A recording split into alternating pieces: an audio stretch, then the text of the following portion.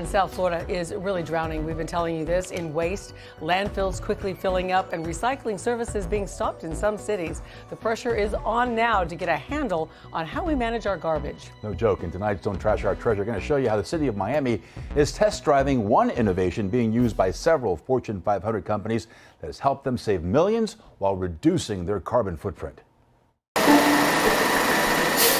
Managing waste in the city of Miami is going high tech. I think this is going to be great for Miami, and I think it serves as a model for how the rest of the country can follow suit. So Jason Gates is the CEO of Compology, a company based out of San Francisco that meters garbage to help businesses better handle their waste, saving them money and also saving the planet. Waste has a tremendous impact on carbon emissions, so the more that we can reduce vehicle miles being traveled and reduce the waste that's going to landfills, it will reduce our carbon footprint. Here's how it works. Rugged smart cameras are installed inside dumpsters, like these at the City of Miami's Riverside Center. The cameras take pictures several times a day, using artificial intelligence to measure how much waste and what kind of waste is in there, sending all that info to the cloud. What we do is use actual data from the building to determine what service schedules a building needs. So doing that typically reduces the number of collections by between 30 and 40%, which also translates to lower cost and fewer vehicle miles traveled and carbon emissions. So instead of regular pickups on a set schedule, with this new technology, dumpsters are only serviced when they're full. The only thing worse than an overflowing garbage can is a bunch of trucks picking up empty cans.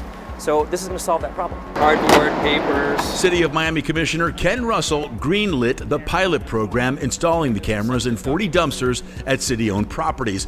The goal is to help reduce not just costs, but gas emissions by 60% citywide, keeping Miami on track to be carbon neutral by 2050. One of the ways we can do that is by changing our behavior. How many big vehicles we have on the road and how often. So if we can make our garbage fleet more efficient, our city fleets more efficient, that changes a big carbon footprint in the city of Miami.